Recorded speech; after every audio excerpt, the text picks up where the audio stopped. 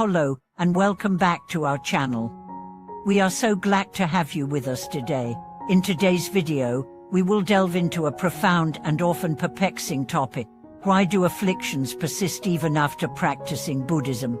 Many practitioners and individuals who have begun their spiritual journey often find themselves grappling with the same question. Even after committing to Buddhist practices, studying the teachings, and engaging in meditation, why do we still face constant afflictions and emotional turbulence? What is the root cause of this, and how can we overcome it?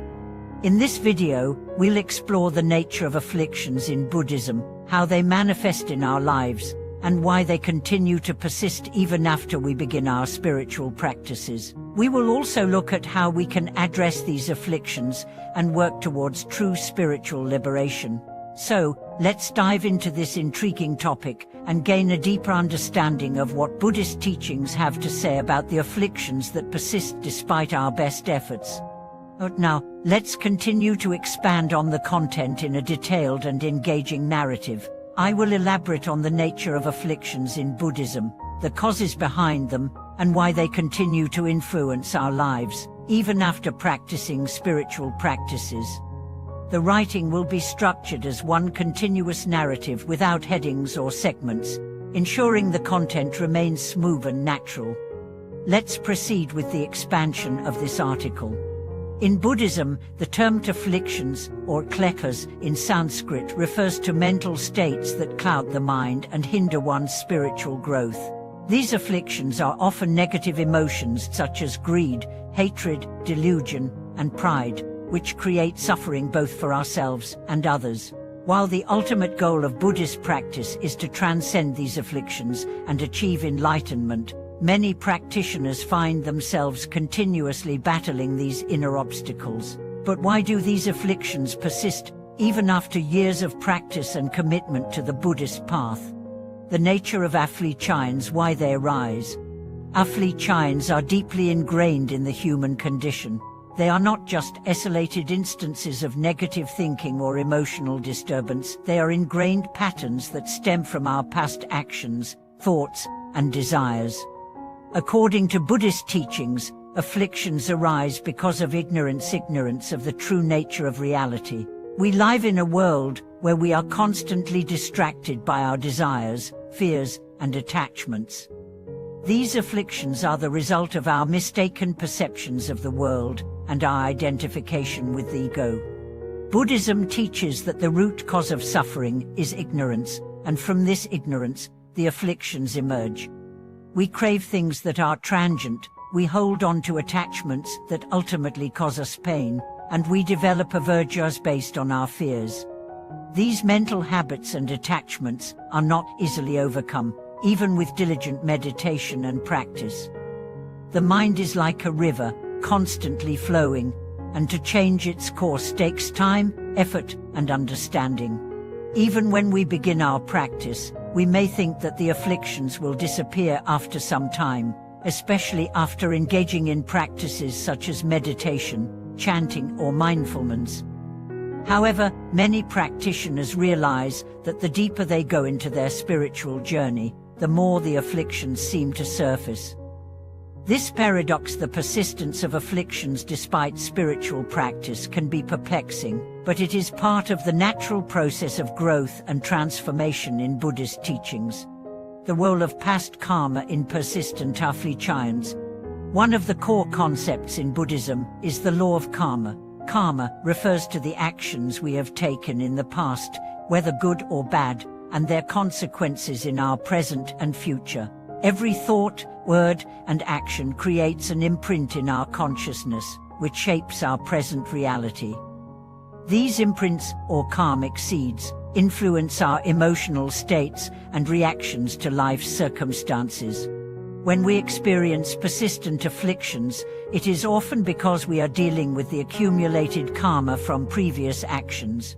These past actions create deep-rooted tendencies in our minds that manifest as emotional and psychological struggles. For example, if we have cultivated negative emotions such as anger, jealousy, or fear in the past, These emotions will continue to rise in our present lives until we transform them through conscious practice. The good news, however, is that through Buddhist practice, we can purify and transform these karmic imprints. While it is true that these afflictions may continue to appear, each time we face them and respond with mindfulness and compassion, we weaken their grip on us.